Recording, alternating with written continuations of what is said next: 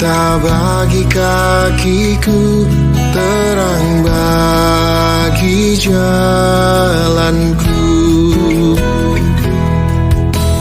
Waktu ku bimbang dan hilang jalan.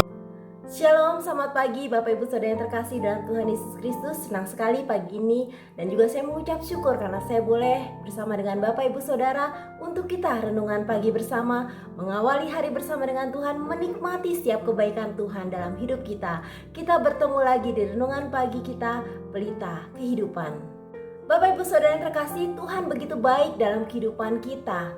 Kita boleh menikmati hari demi hari dengan pertolongan Tuhan. Kita boleh menikmati kasih dan sukacita Allah yang begitu berlimpah atas hidup kita. Bahkan terlebih lagi Tuhan mengampuni setiap dosa kita sehingga kita tidak terintimidasi dengan kesalahan kita di masa lalu. Bapak Ibu Saudara yang terkasih, mari sebelum kita merenungkan firman Tuhan, kita mau berdoa minta pimpinan dan juga pertolongan Tuhan untuk kita memahami apa yang menjadi maksud Tuhan dan pesan Tuhan buat kita pribadi lepas pribadi. Mari kita bersatu di dalam doa. Bapa yang baik, hati kami bersyukur kepadamu untuk pagi hari ini. Engkau berikan kami tubuh yang sehat, Engkau berikan kami kesegaran. Terima kasih Tuhan untuk istirahat yang Tuhan berikan buat kami. Kami boleh melepas lelah, kami boleh merasakan ketenangan dan ketentraman kami untuk menikmati kebersamaan dengan-Mu Tuhan. Bahkan Tuhan, Engkau selalu ada di setiap waktu di kehidupan kami. Bapa, kembali pagi hari ini kami mau merenungkan kebenaran firman Tuhan. Biarlah Engkau yang berikan pengertian bagi kami Tuhan untuk memahami apa yang menjadi maksud Tuhan dalam hidup kami. Tuhan, kami mau terus berjalan bersama-Mu. Tuhan, kami mau terus lebih dalam lagi mengenal akan Engkau. Kami rindu Tuhan mengenal kasih dan pengampunan-Mu yang semakin dalam Tuhan. Terima kasih, kami mau menyerahkan pagi ini dalam tangan Tuhan. Kau urapi hamba-Mu dan Kau berkati. Bapak, Ibu, Saudara terkasih, kami mau sama-sama bertumbuh dan semakin dewasa dalam Engkau. Dalam nama Tuhan Yesus kami berdoa. Amin. Tema kita pagi ini, selamat tinggal masa lalu. Dalam hidup manusia ada 3 tahapan, masa lalu, masa kini, dan masa depan. Masa lalu adalah bagian dari sejarah kehidupan kita yang tidak bisa dirubah. Masa lalu yang buruk seringkali menjadi penyesalan panjang di sepanjang hari. Bapak Ibu Saudara, bahkan dampak dari masa lalu dapat menimbulkan trauma, luka batin, akar pahit, kekecewaan. Setiap kita punya masa lalu. Biarkan itu dapat menjadi pembelajaran supaya kita tidak lagi mengulang kesalahan yang pernah ada. Dan kita mau hidup lebih baik di hari ini dan hari esok. Jangan biarkan bayang-bayang di masa lalu menjadi hambatan untuk kita melangkah di hari ini dan menuju masa depan yang penuh harapan. Bapak Ibu Saudara yang terkasih, kita melihat Ulangan 31 ayat 8. Sebab Tuhan, Dia sendiri akan berjalan di depanmu, Dia sendiri akan menyertai engkau, Dia tidak akan membiarkan engkau dan tidak akan meninggalkan engkau. Janganlah takut dan janganlah patah hati. Seburuk apapun masa lalu kita, Tuhan sanggup mengubahnya menjadi masa depannya indah. Sekalipun masa lalu kita gelap gulita, namun di dalam tangan Tuhan diubahnya menjadi hari esok yang cerah dan bersinar. Tuhan juga sanggup mengubah keterpurukan di masa lalu menjadi keberhasilan di masa depan. Sedalam-dalamnya kita pernah jatuh dalam dosa di masa lalu, namun ketika kita bertobat, Tuhan ampuni dosa kita dan ubahkan kehidupan kita menjadi baru. Setiap orang punya masa lalu. Beberapa di antaranya kelam, memalukan, dan terlalu pahit untuk diingat. Namun firman Tuhan berkata bahwa ketika kita ada di dalam Kristus, kita adalah ciptaan baru. Dan masa lalu kita tidak seharusnya lagi mengikat kita. Beberapa tokoh Alkitab berikut ini memiliki masa lalu yang suram, yang tidak diduga Tuhan memiliki rancangan indah dan memakai mereka untuk sebuah kebaikan. Yang pertama, Rahab. Dia adalah perempuan sundal. Rahab adalah salah satu tokoh penting dalam Alkitab yang perannya dikisahkan dalam Perjanjian Lama dan Perjanjian Baru, khususnya dalam Yosua 2 ayat 1-24. Alkitab menuliskan profesi Rahab sebagai perempuan sundal atau pelacur yang membuka jalan kemenangan bangsa Israel atas Kanaan. Rahab tinggal di kota Yeriko, rumahnya berada tepat di tembok Yeriko. Rahab dikenal dengan perannya dalam menyembunyikan mata-mata Israel yang sedang mengintai kota Yeriko. Ia menerima pengintai Israel di rumahnya dan menyelamatkan mereka dari kejaran tentara Raja Yeriko. Sebagai balas jasa, ia kemudian diselamatkan pada waktu kota Yeriko direbut dan dirampok habis. Di Kanaan, profesi Rahab ini kemungkinan dianggap biasa saja. Rahab mungkin tidak punya pilihan lain. Ia merasa melacur adalah satu-satunya cara untuk menghidupi keluarganya. Selain itu, kehidupan Rahab di Kanaan dikelilingi kekerasan dan kebejatan, termasuk inses dan bestialitas. Namun karena Allah memberikan hati nurani kepada manusia, maka dari lubuk hati Rahab ia merasa bersalah dan malu dengan kehidupannya. Perbuatan tangan Tuhan bagi Israel sejak keluar dari Mesir membuka mata hati Rahab dalam melihat Allah yang benar. Dalam Yosua 2 ayat 10-11, sebab kami mendengar bahwa Tuhan telah mengerikan air laut teberau di depan kamu ketika kamu berjalan keluar dari Mesir, dan apa yang kamu lakukan kepada kedua raja orang Amori yang di seberang sungai Yordan itu, yakni kepada Sihon dan Og yang telah kamu tumpas. Ketika kami mendengar itu, tawarlah hati kami dan jatuhlah semangat setiap orang menghadapi kamu. Sebab Tuhan Allahmu ialah Allah di langit dan di atas dan di bumi di bawah. Catatan Alkitab lainnya menerangkan bahwa Rahab menjadi seorang wanita yang dicatat sebagai salah satu nenek moyang Yesus Kristus. Dalam Matius 1 ayat 5, Rahab menikah dengan Salmon dari suku Yehuda dan melahirkan Boas. Boas kemudian menikah dengan Rut dan menjadi kakek buyut Raja Daud. Yang kedua, Yefta, kepala penjahat. Yefta bin Gilead, seperti namanya ia berasal dari Gilead. Gilead sendiri adalah sebuah wilayah Israel yang terletak di daerah pegunungan, yang dalam pembagian wilayah suku-suku Israel ditempati oleh suku Gad, suku Manase, suku Ruben. Yefta sendiri berasal dari suku Manase. Saat ini Gilead masuk dalam wilayah negara Yordania yang berbatasan dengan Israel di bagian timur.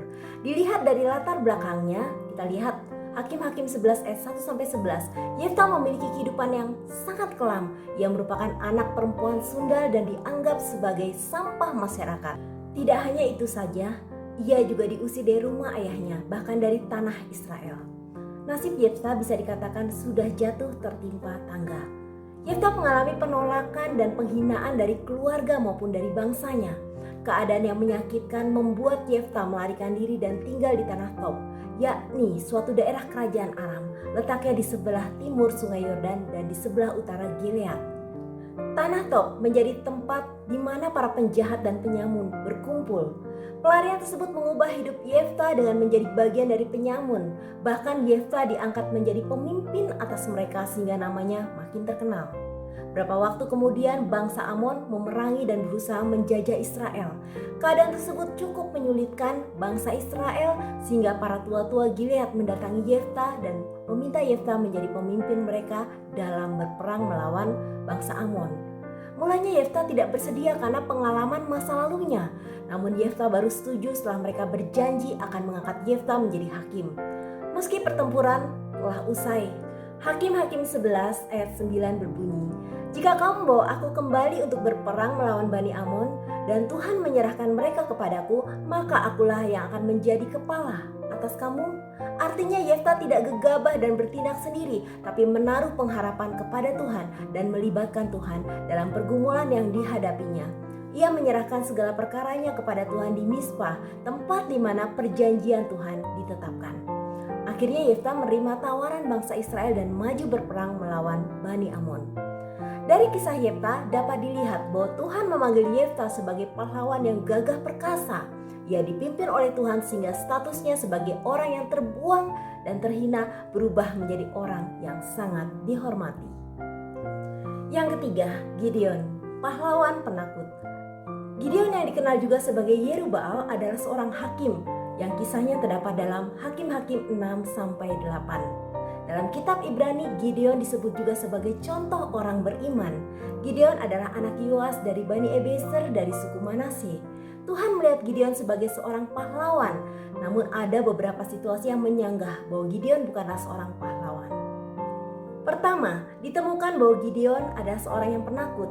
Buktinya adalah ia memeras anggur di dalam lubang anggur untuk bersembunyi. Di dalam Hakim-Hakim 6 ayat 11 dikatakan, "Datanglah malaikat Tuhan dan duduk di bawah pohon terbantin di Ofrah." Kepunyaan Yoas orang Ebiezer itu, sedang Gideon anaknya mengirik gandum dalam tempat pemerasan anggur agar tersembunyi bagi orang Midian. Yang kedua, Gideon memiliki pemahaman yang keliru tentang Allah. Gideon berpikir bahwa Allah tidak lagi berpihak pada Israel. Ia tidak melihat bahwa Tuhan merancangkan masa depan yang baik baginya dan bagi bangsa Israel. Di dalam pandangannya hanyalah kekalahan. Dalam Hakim-Hakim 6 ayat 13, jawab Gideon kepadanya, "Ah Tuanku, jika Tuhan menyertai kami, mengapa semuanya ini menimpa kami? Di manakah segala perbuatan-perbuatannya yang ajaib yang diceritakannya oleh nenek moyang kami kepada kami?" Ketika mereka berkata, "Bukankah Tuhan telah menuntun kita keluar dari Mesir? Tetapi sekarang Tuhan membuang kami dan menyerahkan kami ke dalam cengkraman orang Midian." Yang ketiga, Gideon seorang pengecut. Ia tidak mau maju berperang karena takut. Hakim-Hakim 7 ayat 9-11. Pada malam itu berfirmanlah Tuhan kepadanya, "Bangunlah, turunlah, menyerbulah perkemahan itu, sebab telah kuserahkan itu ke dalam tanganmu. Tapi jika engkau takut untuk turun menyerbu, turunlah bersama dengan pura bujangmu ke perkemahan itu, maka kau dengarlah apa yang mereka katakan. Kemudian engkau akan mendapat keberanian untuk menyerbu perkemahan itu." Lalu turunlah ia bersama dengan pura bujangnya itu sampai kepada penjagaan terdepan laskar di perkemahan itu. Meskipun ada sisi tidak baik dalam pikiran Gideon, namun Allah tetap memilih Gideon untuk berperang melawan musuh Israel. Dan dalam kepemimpinan Gideon, ia mendapatkan kemenangan. Tidak heran mengapa Gideon menang. Selain karena arti nama Gideon adalah pahlawan yang gagah perkasa, ternyata ada alasan lain yang dapat kita pelajari dari kisah Gideon. Yang pertama, Gideon dipimpin oleh Roh Allah. Hakim-Hakim 6 ayat 34, pada waktu itu Roh Tuhan menguasai Gideon, ditiupnyalah sangkakala dan orang-orang Abiezer dikerahkan untuk mengikuti dia. Bukti lainnya tercatat dalam kisah di Hakim-Hakim 7 ayat 1-25. Jumlah musuhnya sangat banyak dan tidak bisa dihitung. Namun oleh karena Roh Allah yang ada pada Gideon, maka Allah sendirilah yang berperang atas musuh Israel. Kedua, Gideon ingin Tuhan yang memerintah atas Israel. Dalam Hakim-Hakim 8 ayat 22-23, kemudian berkatalah orang Israel kepada Gideon, "Biarlah engkau memerintah kami, baik engkau, baik anakmu maupun cucumu, sebab engkaulah yang telah menyelamatkan kami dari tangan orang Midian." Jawab Gideon kepada mereka, "Aku tidak akan memerintah kamu dan juga anakku tidak akan memerintah kamu, tetapi Tuhan yang memerintah kamu." Di sini terlihat jelas bahwa dengan berani Gideon menolak permintaan bangsa Israel untuk mengubah sistem pemerintahan dari teokrasi menjadi demokrasi, yaitu bangsa Israel ingin mengganti kepemimpinan Tuhan. Ia tidak takut ditolak massa, ia lebih takut ditolak oleh Tuhan. Gideon percaya bahwa segala kemenangan yang sudah diperoleh adalah berkat campur tangan dari Tuhan. Yang keempat, tokoh selanjutnya adalah Zakheus, seorang pemungut cukai yang tidak jujur. Kisah mengenai Zakheus dimuat dalam Injil Lukas 19. Zakheus adalah pemungut cukai yang mencari nafkah dengan mengumpulkan pajak lebih banyak daripada yang seharusnya ia peroleh dari rakyat. Oleh karena hal itu, para pemungut cukai dipandang rendah oleh masyarakat. Karena ketidakjujurannya, maka ia dibenci oleh orang Yahudi. Selain itu, Zakheus juga bekerja pada pemerintah Roma yang menjajah bangsa Yahudi kala itu. Maka antipati terhadap Zakheus semakin nampak di masyarakat Yahudi. Suatu ketika, Zakheus hendak melihat Yesus yang memasuki kota Yeriko. Namun ia kesulitan melihat di tengah kerumunan karena tubuhnya yang kecil. Zakheus pun mencari cara dan akhirnya mampu melihat Tuhan Yesus. Keinginan Zakheus pun tercapai, bukan hanya melihat, ia juga berbicara dengan Yesus bahwa Yesus ingin menumpang di rumahnya. Situasi tersebut membuat Zakheus sangat bersukacita menyambut Yesus. Namun di satu sisi, semua orang yang melihat hal itu bersungut-sungut sebab Yesus mau menumpang di rumah orang berdosa.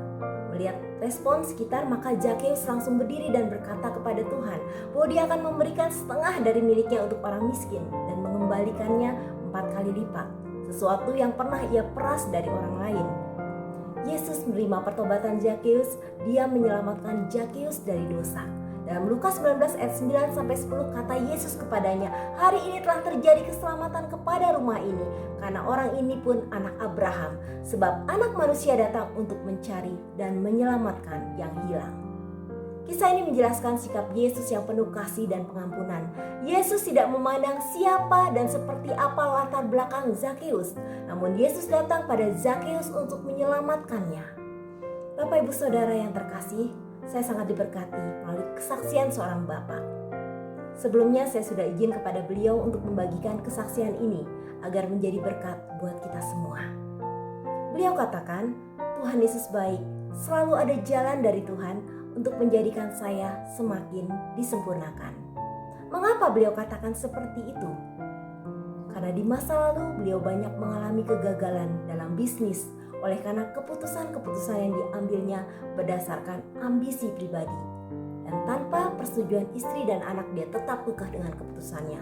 Berapa kali beliau juga kena tipu oleh rekan bisnisnya. Bisa dikatakan bapak ini sudah habis-habisan dan mengalami kerugian yang sangat besar. Beliau katakan, Tuhan izinkan saya untuk bangkrut. Suatu saat, dari undangan teman tenisnya, beliau menghadiri fellowship di Kembar Mas. Beliau hadir karena tertarik sebab pembicaranya adalah pejabat tinggi di salah satu toko swalayan terkenal di Bandung. Beliau berharap dapat jurus untuk mengangkat bisnisnya yang saat itu sedang terpuruk. Disitulah beliau mendapat rema dari Roma 8 ayat 28. Kita tahu sekarang bahwa Allah turut bekerja dalam segala sesuatu untuk mendatangkan kebaikan bagi mereka yang mengasihi Dia, yaitu bagi mereka yang terpanggil sesuai dengan rencana Allah. Di situ beliau bangkit dan giat mengikuti fellowship di Kembar Mas Chapter. Bahkan ikut camp pria sejati. Di situ beliau sangat diberkati. Namun dalam perjalanan pernikahannya, beliau pernah jatuh di dalam perselingkuhan. Sampai akhirnya di bulan September tahun 2007 beliau mengakui hal ini kepada istrinya. Istri beliau tentunya marah besar, tidak bisa menerima kejadian itu dan teramat sangat kecewa. Tapi bapak ini terus maju dan bertekun untuk setia mengiring Tuhan dan berkomitmen untuk meninggalkan masa lalunya. Beliau rindu mengalami kehidupan yang dipulihkan dan diubahkan oleh Tuhan Yesus. Saat beliau punya komitmen untuk setia dan merawat istri yang saat ini sedang sakit dan sangat membutuhkan support dan perhatian. Bapak Ibu Saudara yang terkasih, kita sudah belajar bersama tentang beberapa tokoh Alkitab yang memiliki masa lalu suram yang kemudian hidupnya dipakai oleh Tuhan. Sebagaimana mereka diubahkan oleh Tuhan, maka masing-masing kita pun memiliki kesempatan yang sama dari Tuhan untuk diubah. Sebab rancangan Tuhan adalah rancangan damai sejahtera, bukan rancangan kecelakaan untuk mendatangkan masa depan yang penuh harapan. Tuhan Yesus memberkati Bapak Ibu Saudara. Mari kita katakan, selamat tinggal masa lalu. Tuhan ubahkan kehidupanku menjadi kehidupan yang baru, kehidupan yang semakin disempurnakan di dalam Kristus. Mari Bapak Ibu yang terkasih, kita bersatu dalam doa. Bapa yang baik, hati kami bersyukur kepadamu Tuhan, oleh karena firman-Mu meneguhkan kami untuk kami meninggalkan masa lalu. Dan pagi hari ini kami mau berkata, selamat tinggal masa laluku. Bapa, ampuni kami ketika kami seringkali terintimidasi dengan masa lalu kami. Kami merasa diri kami tidak berharga, kami merasa diri kami tidak berguna, kami merasa hidup kami sudah hancur, kami merasa segalanya menjadi sia-sia. Bapa, kami mau datang kepadamu, kami sungguh-sungguh mau diubahkan oleh Tuhan menjadi ciptaan yang baru. Masa lalu kami adalah bagian dari kehidupan kami yang lalu. Namun Tuhan punya cara yang ajaib untuk mengubah masa lalu kami menjadi masa depan yang penuh dengan harapan. Tuhan, terima kasih Tuhan buat setiap rumah tangga, setiap pribadi lepas pribadi yang masih terintimidasi dengan masa lalu. Kami mau datang kepadamu sungguh-sungguh untuk mengalami pemulihan yang daripada Tuhan. Bapa, terima kasih Tuhan di mana Tuhan sudah meneguhkan hati kami melalui tokoh-tokoh Alkitab, melalui kesaksian rekan-rekan kami, bagaimana mereka juga mengalami kasih dan pengampunan Allah yang luar biasa. Sehingga Tuhan, kami boleh melangkah dengan pasti bersama dengan Engkau menuju masa depan kami. Terima kasih Tuhan, terima kasih Engkau memulihkan setiap kehidupan kami. Dan hari ini Tuhan, kami mau dilepaskan dari setiap belenggu masa lalu kami. Terima kasih banyak Bapa, dalam nama Tuhan Yesus kami berdoa.